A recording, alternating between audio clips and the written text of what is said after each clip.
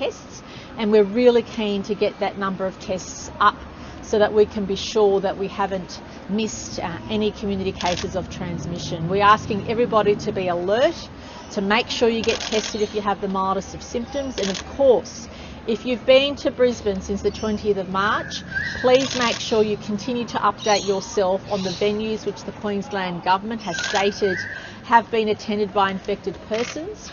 Please also make sure that if you've returned to New South Wales from Brisbane, that you comply with whatever lockdown provisions are in place in Brisbane. So if you've come back since the 20th of March and the Queensland Government had said that Queensland or Brisbane residents have to be in lockdown for 3 days, you have to follow that here in New South Wales, but for those exemptions that are available. I hope that we do not have any cases emerge in New South Wales, but I won't be surprised if we did, so we need to brace ourselves. The New South Wales Government is confident that we have the provisions in place to get on top of it if any cases are revealed.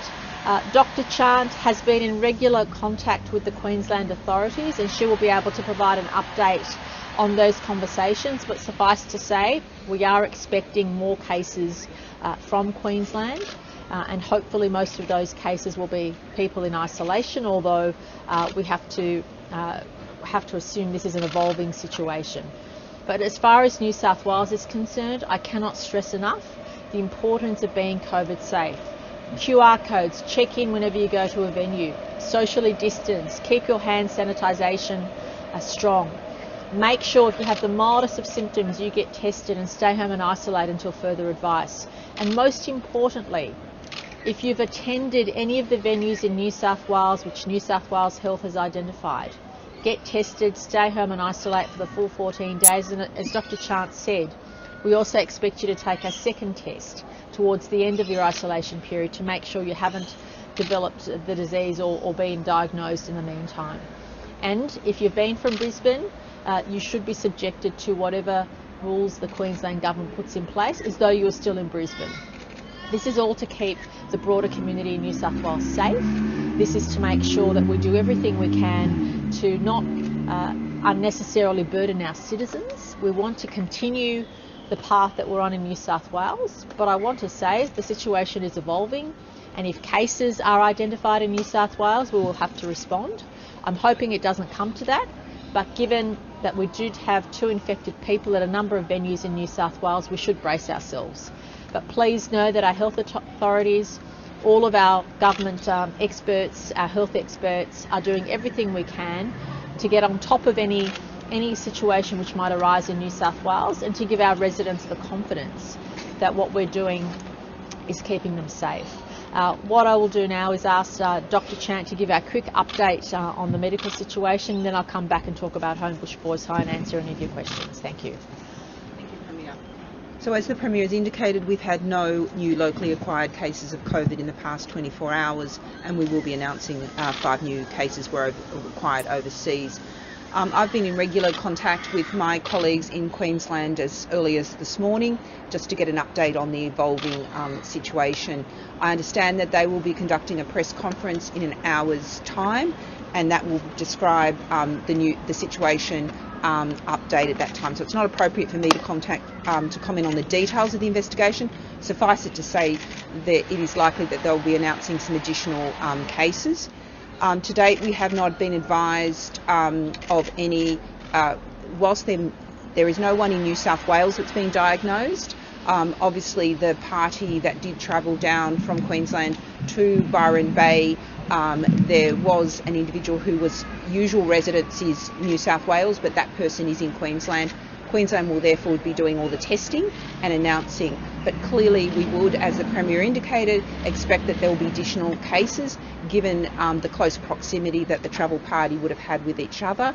What we're interested in is learning about when their infectious period and whether they were potentially at any other venues in the Byron vicinity. So therefore I'm urging anyone who was in Byron on that weekend to please be particularly vigilant for any updated information we will load as alerts to the media, but also to the websites. Just to go through the controls that we've put in place, we're asking people from Greater Brisbane not to visit aged care facilities or hospitals or disability care homes at this time as an additional precaution. Obviously, essential end-of-life care or essential visits are permitted, but again, please alert the hospital to your visit and wear a mask. We're also, as the Premier has indicated, had the mirroring the stay-at-home restrictions that Brisbane has put in place, and this is basically being consistent with what Queensland have put in place. So we are asking at this time that if you have been in the Greater Brisbane area since the 20th of March, that you basically work from home, you don't go to large gatherings, you can obviously get essential supplies, but really we're asking you to monitor the website closely, get tested if you have the most minimal of symptoms, and please limit your movements to those essential functions. And certainly you are permitted to do exercise, but I would suggest that exercise should be outdoors and keeping it into a small group activities. In terms of the other updates, it's pleased to know that the community in Byron has responded with coming out for testing, but I can't stress enough that we need everyone to come out for testing. We need the assurance that we're not missing cases, particularly in that northern region. We know that there is driving distance between us and Brisbane, and therefore it is critical that we are particularly vigilant for symptoms there. But we also know that we are a travelling society, and there's been lots of movement up and down the east coast, and hence everyone who has returned from Brisbane. We're saying the 11th of March, and that's because the 11th of March is the time when the healthcare worker was in the community infectious. And so we know that also Queensland have reported that there were probably some chains of transmission that weren't identified. So again, anyone who's been really travelling since that returned from Greater Brisbane from that 11th of March, just be particularly vigilant. You may have unknowingly come across someone who was had COVID. So even if you are not a member of the venues of concern, with the most minimal of symptoms, please get tested. But that advice applies to the general New South Wales community as well. We might take any questions on COVID so Dr. Chant can go and do her work. So if there's could I just also clarify about the Blues Fest and the Minister's comments? He has asked me to clarify. What he was stating yesterday was that because of the stay-at-home restrictions on Brisbane residents, that they would not be permitted to travel down on the Thursday because they would still be subject to their stay-at-home restrictions. Obviously, we're working with our colleagues in Brisbane, and we will mirror any additional restrictions if they extend those restrictions. And we are working with the Blues Fest organiser on a day-by-day basis to assess the situation. And obviously, this is an evolving situation. The best thing that residents of Byron can do, or people that have been in Byron for that weekend can do, if they were at those venues, get tested, and that will inform our risk assessment so we can conduct safe activities in Byron. Dr. Chant, just on the lockdown provisions applying in New South Wales, are you saying as of today, anyone who's been in Brisbane since the 11th of March, not the 20th of March? No, so we're saying from the 20th March, but just to give people an indication of how long the events have been going on in the 11th of, we're just indicating that in that period from the 11th of March, Queensland has obviously been dealing with having infectious people in the community. So we're just alerting you. They themselves have indicated that there is some missing links, and hence that means that there were potentially people that they haven't been able to identify where those infectious people were at in the community. So it is just a trigger for people to remember that if you've been back from the 11th. But obviously the most recent cases have been infectious in the community from the 20th, and that's why they've chosen the 20th, and that's why we have chosen the 20th from our stronger messaging in relation to the stay at home. Every other state has moved immediately to close their borders to Brisbane, in WA's cases to all of Queensland. Why are we going it alone here, Dr. Chant? We're working closely with our colleagues in Queensland, and we're assessing the risks day by day. I think we do understand how close our communities are, and we also recognise the impact that any restrictions do have. So we're trying to tackle this in a proportionate way to the risk, but that risk is changing, and as I said, we've put in place a number of preventative measures to prevent the transmission in our most vulnerable of settings. But everyone has a part to play in controlling this, and I think that we also need to understand that these incursion events happen frequently, and we have encountered this before. every situation has its own characteristics, and so our response needs to be different, but it needs to be proportionate. And I'm very pleased to see the way that the New South Wales community has responded to previous incursion events, and I'm asking them to redouble their efforts now so we can get on top of it. I'm very conscious that we have a number of other festivities over this period of time with Easter, and therefore we want to give the best public health advice we can. But I will update the community again following our formal discussions with Queensland, which will be occurring around lunchtime today as well. Dr. Chant, do you mind if I just add to that? Please, I just wanted to add to Dr. Chant's comments and say what gives us that greater level of confidence is probably the wrong word in New South Wales is our QR code system. It gives health that extra weapon to be able to contact trace people very quickly. From feedback I've received, no other state in Australia has a system like ours, and that's why we can do things a bit differently, because we've put those systems in place. Now, those systems aren't perfect, but if everybody checks them when we ask them to, it just means that health has that extra ability to be able to contact trace everybody at a particular venue and have that greater degree of confidence that we are being able to get on top of it. Again, no system is perfect, but please know the logic to us setting up the systems as we have in New South Wales gives us that ability to not burden our citizens unless we absolutely have to. And the health advice is evolving. And if Dr. Chant or any other expert gives us advice to the contrary, well, of course, we'll consider our options. But at this stage, there is no reason for us not to move forward the way in which we are.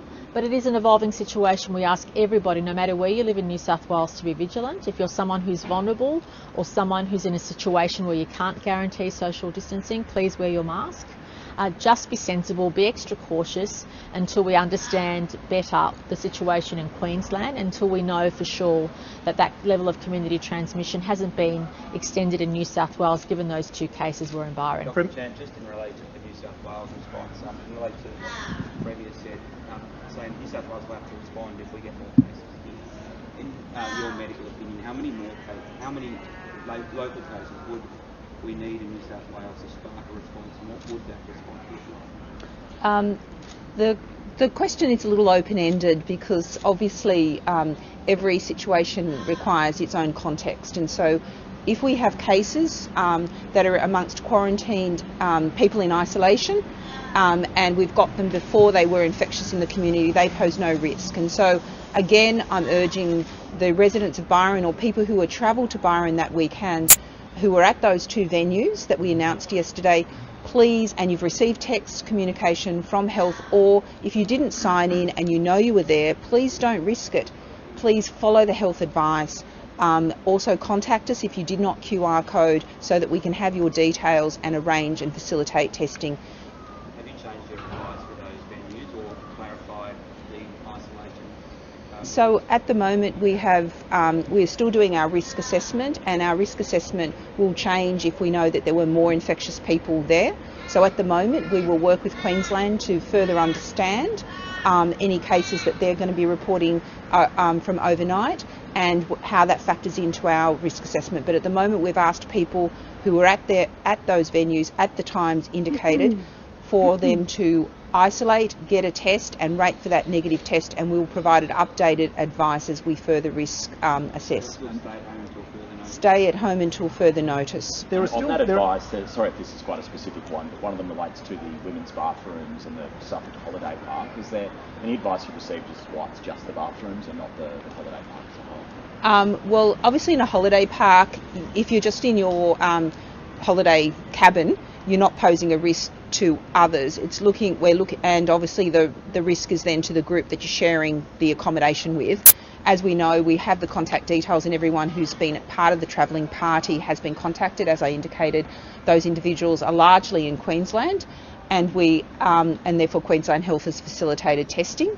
Obviously that group in a travelling party is the highest risk group for transmission, but we do know from interviews with the cases that they did use those communal facilities. We are alerting people to, if they were in those communal facilities for that time, that we're designating them as test and isolate in a very conservative way. So we are asking people to cooperate, but that's the basis of it. So the cases would have been interviewed and their movements tracked, and that's the only place at that park where they would have come in contact with anyone. Dr. Chan, the Beach Hotel, I noticed yesterday, said that they were going to be closing for a deep clean overnight.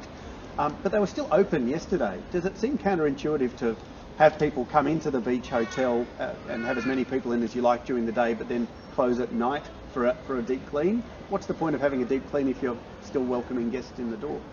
Well, look, obviously we welcome the fact that they've increased the cleaning, but I'm really also pleased to see that a lot of premises throughout COVID have applied stricter standards with cleaning.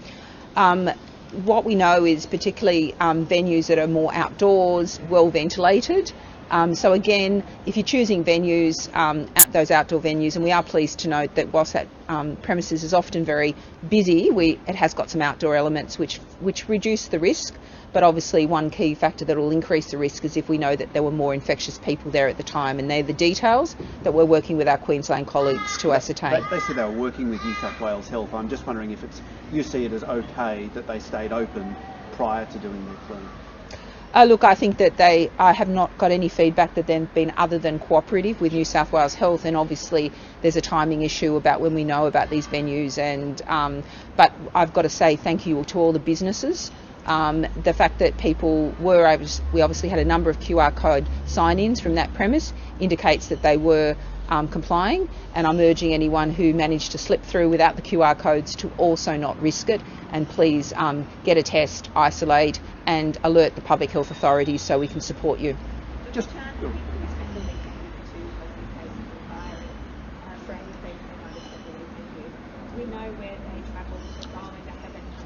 So as I'd indicated, that the travelling party at the moment they're all in Queensland is our latest advice, and Queensland Health is following up with them. I did indicate that one of them was a resident in New South Wales, but when we contact them, because the process is that we would contact our own residents, that person was actually in Queensland, so it's been handed over to Queensland to actually follow up.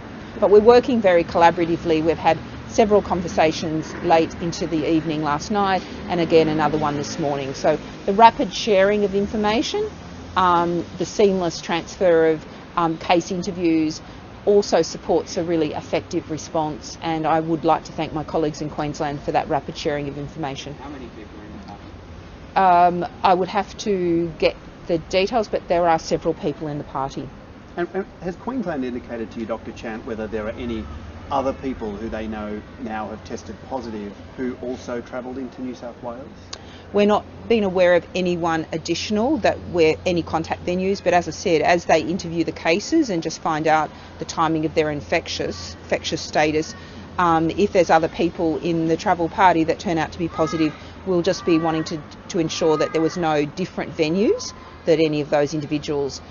So we just need to do a bit more detective work this morning to indicate. So my message would be, if you've been to Byron, please check our website. Thank you. Later on, so that we can actually you get the most up-to-date information, because there may be additional venues. There are still flights, obviously, between Brisbane and Sydney, and because the border is not closed, people can travel from Brisbane to Sydney. Once they get here, obviously they have to observe the 3-day lockdown, even in Sydney. But before that, they're allowed to get on a plane, they're allowed to get a taxi, they're allowed to walk through the airports.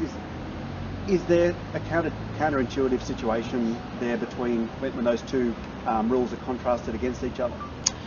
So if you've been to a close contact venue, you have to have been isolated. If you've been in a casual contact venue, the Queensland Health advice is to immediately get tested and isolate. So I would urge anyone who is, for even urgent reasons, having to travel from Brisbane, Greater Brisbane area or anywhere in Queensland, to make sure that you've checked your Queensland Health Department website before taking any plane, bus, train, so that you can be following the public health advice given by Queensland Health. So I would not expect anyone who's attended any casual venue or any close contact venue to be coming down. Notwithstanding that, we have introduced a declaration process and we also have had a presence at a number of the airports to just check that people are complying with that. And we've been using that declaration process to text out to people or email people so that when there's updated information on the Queensland website, we can urge them to re-look, and we've also been ringing a number of them. So we're using multiple strategies, but ultimately this does put the onus on individuals as well to keep yourself across the situation in Queensland if you have been travelled from Queensland since the 11th. We know that's the sort of general start point. There may be other clusters within clusters, and that will be a matter for Queensland to report on. But our key message is the majority of the venues are after the 20th of March, but if they do any upstream testing or upstream, please watch from the 11th of March. That's the period where we know that people potentially were in the community infectious. Great, thank you. Thanks, Thanks, Dr. Dr. Chan. Chan. Thank you, Dr. Chan. Was you okay? Just shake your legs. No, otherwise you'll faint. Seriously, shake your legs. I've seen it happen before. Okay, great. Thank you. Thank you, everybody. And again, can I thank Homebush Boys High School for having the Minister for Education, Minister Mitchell, and myself here as well. Can I also welcome the Principal and the Head of the PNC and acknowledge the wonderful school community that exists here. We know how challenging life has been in New South Wales, and we also appreciate how important our school communities are. So notwithstanding COVID and any other challenge we have, the New South Wales Government is powering ahead with upgrading many of our schools, and I'm very pleased to say that today we're announcing the second tranche of our $190 million upgrade for schools in metropolitan areas, and Homebush Boys will be receiving a $2 million upgrade to upgrade a number of their classrooms to improve their access to STEM, but also their learning environment in their library. And this is one of 190 schools around the metropolitan area that will be receiving an upgrade. And I want to thank all of our educators during this difficult time. It has been a very challenging period, but please know the New South Wales Government is here to support our school communities. We're powering ahead with upgrading our schools, and schools like this one, which already have outstanding students providing outstanding results for themselves and their school communities. Improving the learning environment is a huge boost, and I'm very proud to be here with all of them. It's been a pleasure meeting the school leadership here, and I certainly know that this $2 million upgrade at this school will make a huge difference, as will the upgrades at all the other schools we're announcing today. I want to thank the Minister for Education in the way in which she and her department have moved forward. Not only did COVID provide so much disruption or cause so much disruption for our school system in the last 12 months, but recent floods across the state resulted in at least 50 public schools having some degree of damage, and the department's getting on top of making those improvements. But in the meantime, we're making sure the upgrades that are so vital to our school communities are occurring, and that's why I'm very pleased to be here at Homebush Boys High to thank the students, to thank the principal, the teaching staff and the PNC for their efforts, and say how pleased we are to be able to make this announcement here today. So I'll just hand over now to Minister Mitchell, and then we'll take any questions. Thank you.